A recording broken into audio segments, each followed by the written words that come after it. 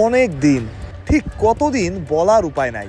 এমন দুই ওপেনারের সন্ধানেই হয়তো ছিল বাংলাদেশ দল, যারা হবে ফিয়ারলেস, খেলবে পজিটিভ ক্রিকেট, বল নষ্ট করবে না, 4-6 মারতে না পারলেও স্ট্রাইক রোটেট করার চেষ্টা করবে, নিজের জন্য না খেলবে দলের জন্য।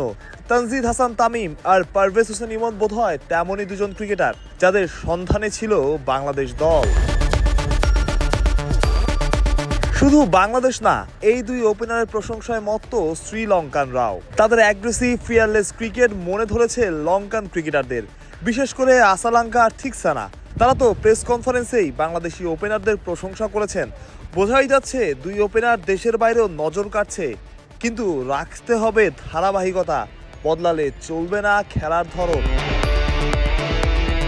এই দুই ওপেনার অর্থাৎ ইমন আর তামিম হয়তোবা কখনো সফল হবে, হয়তোবা কখনো ব্যর্থ, তবে ধৈর্য ধরতে হবে, তাদের ওপর ভরসা রাখতে হবে, সমালোচনা করতে হবে গঠনমূলক, তাদের সময় দিতে হবে যে সময় তাদের প্রয়োজন।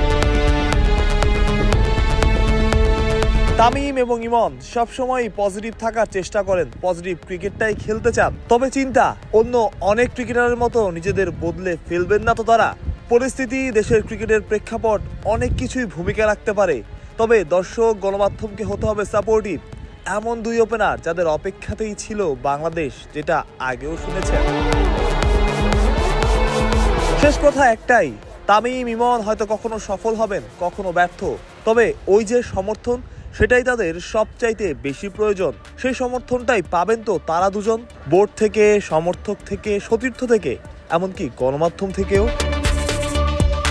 কলম্বো থেকে মাহরুজ প্রত্যয়, বিডি ক্রিক টাইম।